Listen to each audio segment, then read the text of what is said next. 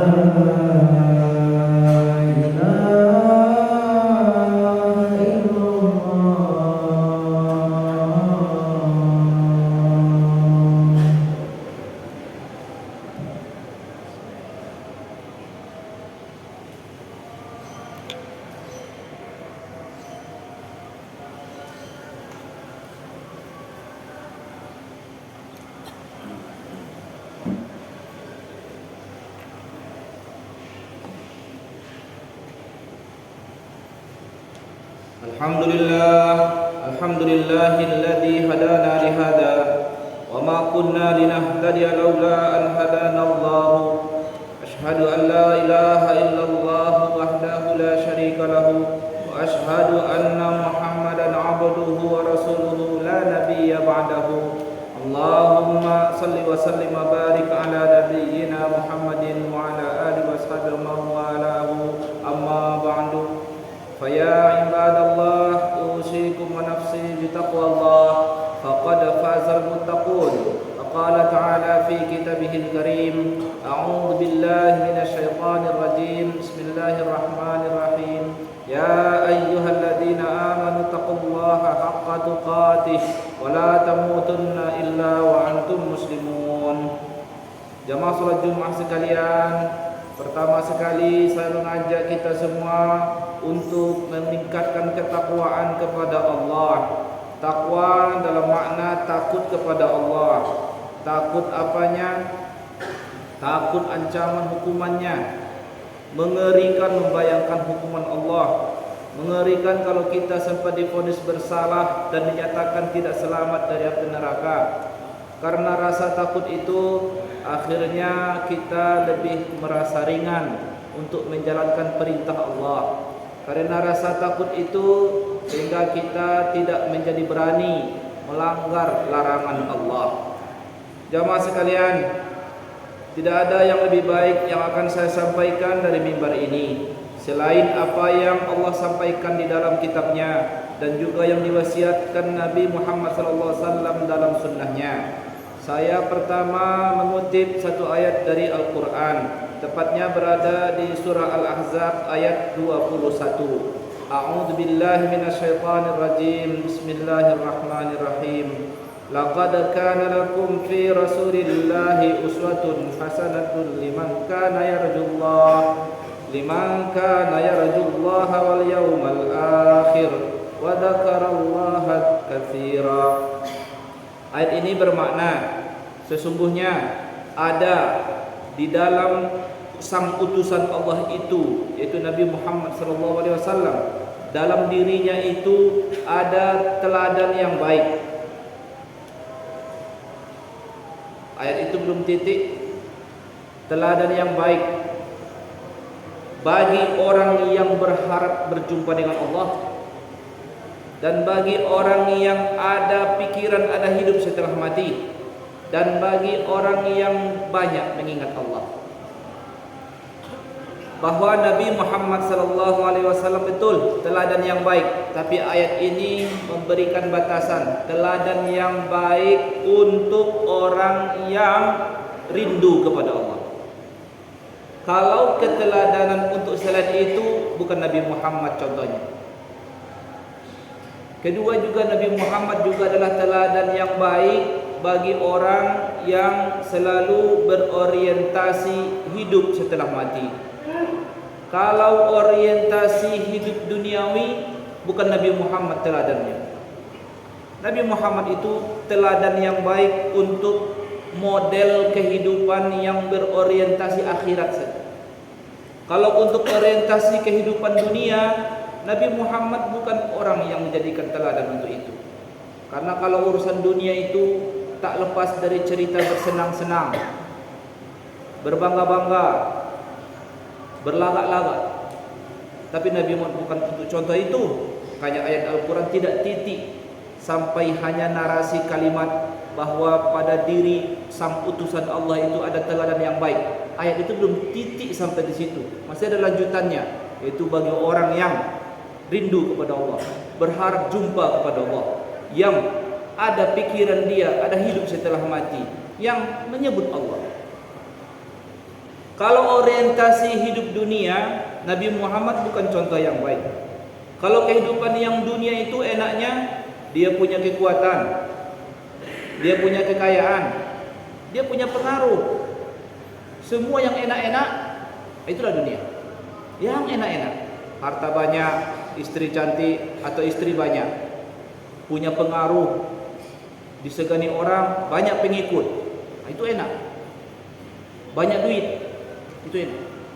Bagaimana dengan Nabi Muhammad SAW? Untuk urusan dunia, Nabi Muhammad enggak seperti yang kita bayangkan. Dalam urusan duit, Nabi Muhammad bukan orang miskin, tetapi beliau maksimal 3 hari zero saldo. Tak ada Nabi menabung, tak ada Nabi merencanakan kegiatan ekonomi untuk masa depan. Nabi itu 3 hari maksimal zero saldo. Bukan karena Nabi tadi ada selalu duit, karena orang kasih, orang hadiahkan, tapi belum sempat menginap di rumahnya sudah dibagikan oleh Nabi Muhammad kepada orang-orang yang membutuhkan. Biasa di dalam data hadis itu kita dapatkan Nabi Muhammad SAW bertanya kepada istrinya, apa yang ada yang bisa dimakan? Aisyah menjawab, tidak ada ya Rasulullah. Maka Rasul berkata, kalau begitu saya puasa saja. Itu kejadian yang biasa di rumah tangga Rasulullah SAW. Kalau orang berorientasi hidup dunia, itu bukan contoh yang baik. Tapi Nabi Muhammad contoh yang baik untuk orientasi kehidupan akhirat. Beliau berjuang dalam kehidupannya, semua orientasi hidupnya akhirat. Bahkan Nabi SAW, walaupun beliau bersabda begini, "I'mal li dunyaka ka'annaka ta'ishu abada, wa'mal li akhiratika ka'annaka tamutu ghadan." Beramallah untuk duniamu seakan-akan kamu hidup selamanya. Beramallah untuk akhiratmu seakan kamu mati besok. Bisa saja orang salah guna hadis ini. Dikiranya hadis itu untuk motivasi cari duit sebanyak-banyaknya. Padahal Nabi SAW bersabda, berbuatlah untuk duniamu seakan kamu hidup selamanya. Kalau hidup selamanya, nggak ada yang mau dikejar. Sedangkan kalau kehidupan untuk akhiratmu, beramallah seakan kamu mati besok. Tak ada cerita untuk menunda. Artinya Nabi secara tidak langsung menyatakan, kalau untuk urusan bersenang-senang, untuk urusan yang enak-enak, nggak apa-apa ditunda. Beramallah untuk duniamu seakan-akan kamu hidup selamanya. Hidup selamanya, apa yang mau ditakutkan? Tuh hidup selamanya. Mau sebanyak apa yang kau menabung, tak akan juga cukup untuk hidup selamanya. Maka isyarat hadis itu sebenarnya pelajaran buat kita bahwa persiapkan apa yang sangat mendesak, yang sangat prioritas. Beramallah untuk akhiratmu seakan-akan kamu mati besok. Kalau untuk urusan duit, begitulah kehidupan Nabi Muhammad SAW.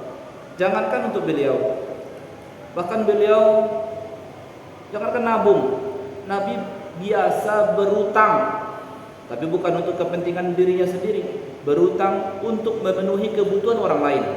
Bahkan biasa dalam data hadis Rasulullah menggadaikan sesuatu miliknya untuk supaya bisa dia memberi sesuatu buat orang lain. Istri Rasulullah itu sebagai, kalau kita bayangkan seandainya Rasulullah itu hidup di zaman sekarang, mungkin Nabi Muhammad itu adalah orang yang paling trending sedunia, yang banyak followernya, yang tokoh besar, tokoh utama. Bayangkan kalau seandainya ada perempuan istrinya, pastilah pengen ada aksesoris yang bagus melekat di badannya. Tapi pada saat istri-istri Rasul itu bercerita tentang nasib aksesoris mereka, mereka pengen ada sesuatu yang mereka pakai supaya terlihat cantik, supaya terlihat agak wah sedikit, karena beliau adalah istri utusan Allah, istri tokoh utama. Tapi turun ayat kepada Nabi Muhammad SAW, dan itu diabadikan dalam Al-Quran.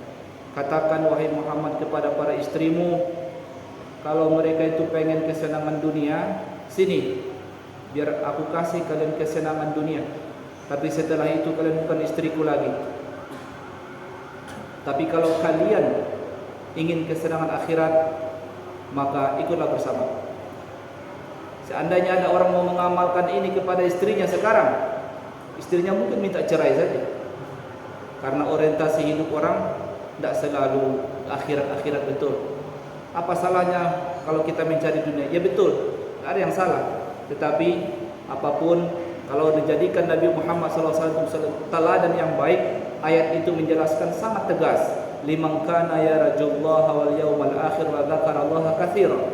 Bagi orang yang rindu kepada Allah, yang ada orientasi hidup setelah mati, dan dia selalu mengingat Allah. Dalam kehidupan berpakaian, Nabi Muhammad SAW orang yang sangat sederhana. Tidak banyak pakaiannya, enggak sebentar-sebentar beli pakaian model baru. Bukan karena zaman itu tak ada pakaian yang bagus. Banyak orang memberikan hadiah kepada Rasulullah. Bahkan Rasulullah pernah dihadiahi sutra. Dan tahu sendiri sutra, di zaman itu belum ada palsunya. Tapi Nabi Muhammad SAW berkata, ini tidak pantas dipakai oleh orang yang bertakwa. Sehingga data hadis itu menyebabkan kita laki-laki ini haram pakai sutra. Bukan karena zaman itu ada emas, Tapi Nabi SAW melarang untuk menggunakan aksesoris emas bagi laki-laki.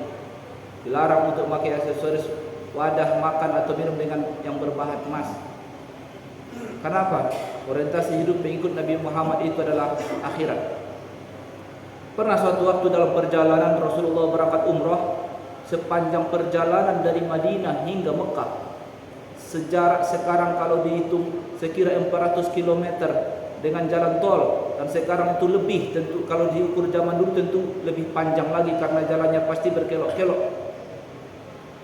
Sepanjang jalan Nabi mengatakan, la aisha illa aisul akhirah, la aisha illa aisul akhirah. Hidup itu hanya kehidupan akhirat. Hidup yang sebenarnya itu hanya kehidupan akhirat. Rasulullah SAW dalam hal bergaul, Rasulullah SAW bukan orang yang banyak bercanda, banyak tawa. Rasulullah orangnya serius. Tapi meskipun beliau orangnya serius, tidak membosankan orang di dekat beliau. Biasa saja terjadi kalau ada sahabat-sahabat Nabi SAW sedang berkumpul dan di antara mereka tertawa terbahak-bahak. Lalu Nabi SAW masuk dan berkata, seandainya kalian tahu apa yang aku tahu, niscaya kalian akan lebih banyak menangis daripada tertawa. Rasulullah SAW banyak menghabiskan hidup beliau dalam perjuangan hidup, perjuangan Islam, perjuangan agama Allah. Rasulullah SAW tidak ada sejarahnya beliau mengatur jadwal rencana pergi jalan-jalan hiburan. Rasulullah semua hidupnya itu terencana hanya untuk perjuangan agama Allah. Itulah Rasul. Saya ceritakan ini bukan berarti supaya kita ini nggak boleh ngapa-ngapain, harus seperti Nabi betul. Tentu tak ada orang yang sampai setara dengan Nabi Muhammad, sampai lengkap seperti Nabi Muhammad. Kita pun tak mau ada orang seperti itu. Cukuplah Nabi sendiri yang seperti itu, karena beliau adalah contoh yang sempurna untuk kehidupan akhirat. Untungnya menjadi pengikut Nabi Muhammad itu nggak harus lengkap-lengkap betul supaya jadi pengikut Nabi Muhammad. Tapi paling tidak ada datanya tentang Nabi Muhammad SAW yang bisa kita selalu ambil pelajaran. Sempat ada orang bertanya kepada Aisyah setelah Rasulullah wafat. Beliau ini tabi'in, gak sempat ketemu dengan Nabi Muhammad, tapi dia ketemu dengan sahabat Rasul. Dia penasaran tentang Nabi Muhammad karena dia telah lahir berarti. Seandainya dia lahir mungkin ketemu dengan Nabi Muhammad. Saking penasarannya dia bertanya kepada Aisyah radhiyallahu anha, bagaimanakah akhlak Rasulullah itu? Aisyah menjawab, ya akhlaknya Al-Quran. Akhlaknya Al-Quran. Artinya kalau ingin mengenal lebih dekat tentang kepribadian Nabi Muhammad SAW, bacalah Al-Quran itu A to Z. Bacalah Al-Quran itu semuanya. Maka kita akan mendapatkan sosok Nabi Muhammad yang lengkap di situ. Karena Nabi Muhammad SAW sering didikte oleh Allah dalam ayat Al-Quran dengan perkataan Qul, katakanlah, Qul, katakanlah, Qul, katakanlah, sering. Karena Nabi Muhammad SAW adalah utusan Allah yang mengambil keputusan atas perintah Allah. Apapun yang dilakukannya atas wahyu dari Allah Subhanahu wa taala. Nabi Muhammad SAW, beliau tentu tidak bisa kita kisahkan dengan waktu yang sangat singkat. Tapi alhamdulillah seluruh kaum muslimin di dunia ini, untuk wilayah dari berbagai negara di dunia ini, selalu menghidupkan bulan khusus ini, bulan Rabiul Awal ini, untuk mengenang kembali, mengingatkan secara khusus kepada kaum muslimin sosok Nabi Muhammad SAW dengan berbagai cara, apapun nama acaranya, tapi tujuannya adalah bagaimana supaya kaum muslimin itu selalu menjadikan Nabi Muhammad adalah idolanya nomor satu. Hingga kita pada suatu saat nanti akan wafat dan meninggal dunia, maka satu-satunya harapan kita pun pada saat kita sudah dihidupkan kembali dalam kehidupan akhirat, ada satu harapan kita bergabung dalam rombongan pengikut Nabi Muhammad SAW. Karena Nabi Muhammad SAW bercerita kepada kita melalui hadisnya, dia diberi hak oleh Allah secara khusus untuk bisa memberikan syafaat kepada umatnya. Syafaat itu artinya penggenap. Syafaat itu artinya genap. Jadi syafaah dari Rasulullah SAW itu artinya penggenap. Penggenap apa? Ya, suatu waktu kita di pengadilan dan ternyata dihitung timbang amal kita tidak bisa memenuhi syarat untuk lulus selamat, maka masih ada harapan kita, yaitu Nabi Muhammad sebagai saksi yang meringankan bagi kita. Saksi yang meringankan, bukan saksi yang memberatkan. Inilah harapan kita. Tentu untuk meraih harapan itu, apa yang bisa kita lakukan? Yes, kita hanya bisa melakukan sesuatu ketika hidup. Kalau sudah meninggal dunia, kita nggak bisa melakukan apa-apa. Maka jadilah kita seperti apa yang diberitakan dalam ayat Al-Quran. Allah berfirman kepada Nabi Muhammad, "Qul in kuntum tuhibbunallaha fattabi'uni yuhibbukumullah." Katakan wahai Muhammad kepada umatmu, kalau kalian cinta kepada Allah, ikuti aku, maka akan Allah ampuni kalian, Allah cintai kalian.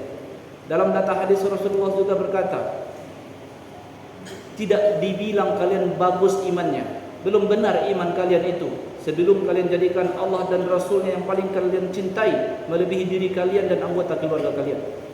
Jadi Nabi Muhammad SAW menagih kita untuk menjadikan Allah dan Rasulnya nomor satu di hati kita, mengalahkan diri kita sendiri, mengalahkan anak kita, dan mengalahkan pasangan kita, dan malah mengalahkan kehidupan ini. Dan wajar kalau Nabi SAW menagih itu, karena beliau adalah orang yang paling lengkap, orang yang paling sempurna untuk dicontoh, dan kita jauh dari level beliau. Alhamdulillah, bersyukur kita sampai sekarang kita menjadi umat Nabi Muhammad. Atas anugerah Allah Subhanahu wa taala kita berharap sampai akhir hayat kita masih dalam status sebagai umat Nabi Muhammad. Dan pada saat nanti kita menjelang meninggal dunia, kalau kita pikir-pikir, bisa saja seluruh amal kita ini mungkin cacat.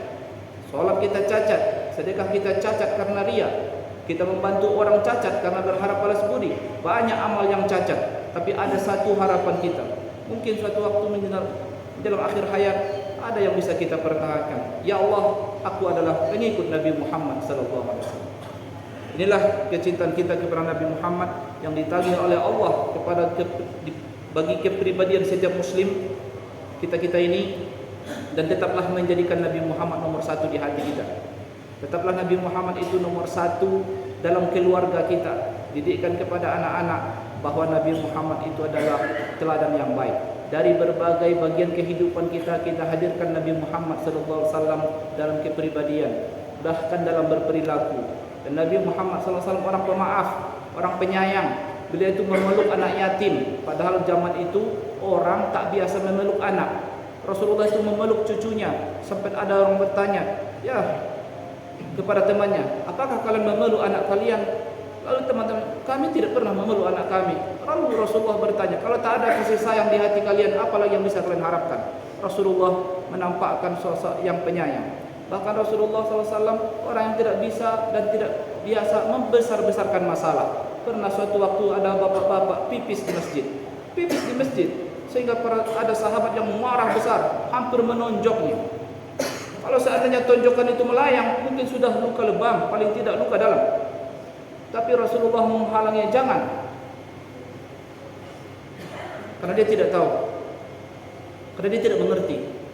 Bayangkan, kalau seandainya tonjokan itu sampai melayang duluan, betapa hebatnya derita bapak itu. Nggak seimbang, hanya gara-gara pipis itu sempat dia harus luka-luka mungkin, atau bengkak di bagian tertentu dari tubuhnya. Nggak imbang. Nabi mengatakan cukup, solusinya kan cukup, kalian timbun, kalian siram dengan air. Nggak harus besar-besar masalahnya, perkara itu gampang diselesaikan. Begitulah Rasulullah SAW. Bahkan dalam hal berdakwah, Rasulullah itu nggak ketat-ketat amat. Pernah suatu waktu orang dari luar kota datang ke Madinah, dia menjadi pengikut Nabi Muhammad. Lalu dikasih hadiah, dikasih uang, dikasih makanan, dibawa pulang. Sampai di kampungnya, dia berkata kepada kaumnya, ikutlah kalian jadi pengikut Nabi Muhammad, karena yang ikut Nabi Muhammad dikasih duit. Lalu ramai-ramailah orang itu datang ke Madinah, mereka masuk Islam. Lalu bapak ini bercerita, setelah itu kami terus belajar, kami terus mengikuti pengajian Nabi Muhammad SAW, hingga pada akhirnya kami sadar, ternyata iman itulah yang lebih mahal daripada harta yang selama ini kami harapkan. Begitulah cara Rasulullah SAW mendidik masyarakat. Enggak harus orang itu secara tiba-tiba langsung menjadi iman yang baik, tapi ada tahapan-tahapan yang Rasulullah mengerti. Biarkan saja, biarkan mereka datang. Kalau memang mereka masuk Islam karena mau duit, silahkan biarin. Tapi tetaplah mereka belajar hingga mereka tahu pada akhirnya yang paling berharga bagi mereka itu bukan harta, tetapi iman yang ada di hati mereka yang akan mereka bawa mati berpulang kembali kepada Allah Subhanahu wa taala. Jamaah sekalian, itu uraian tentang Nabi Muhammad. Masih banyak lagi yang bisa kita pelajari. Silakan baca Al-Quran yang banyak, bacalah hadis-hadis, ikutlah pengajian, dan niatnya semua adalah ingin mengenal Nabi Muhammad SAW. Bisa-bisa sampai kita wafat pun kita nggak lengkap mengenal beliau SAW. Tapi ada harapan, meskipun kita nggak lengkap seperti Nabi Muhammad, kita masih terdaftar sebagai member pengikut Nabi Muhammad SAW. Barakallahu li wa lakum bima fihi minal ayati wa dzikril hakim. Taqabbalallahu minna wa minkum tilawah. Wazkurullaha wastaghfirullah innahu wal ghafurur rahim.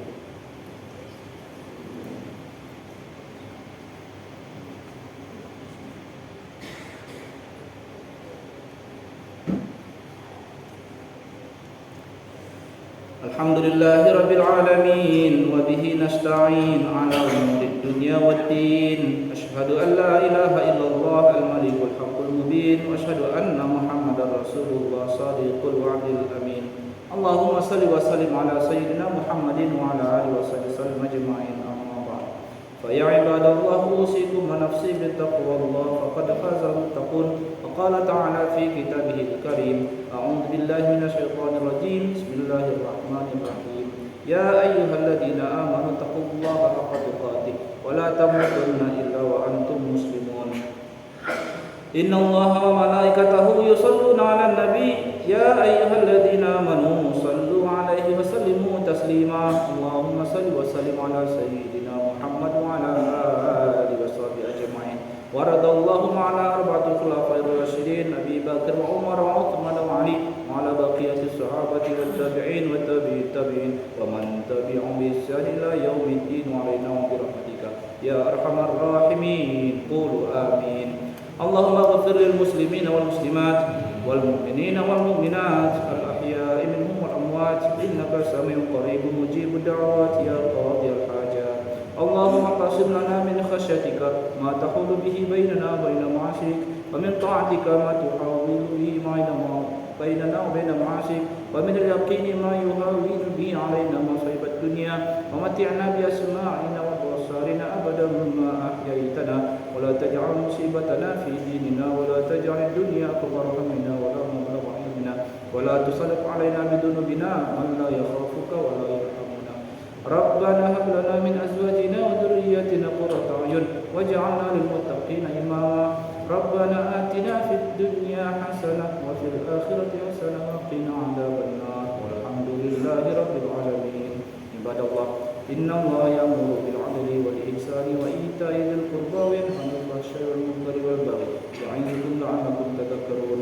فاذكروا الله العظيم يذكركم واشكروه على نعمه يزدكم ولذكر الله أكبر. أقم الصلاة.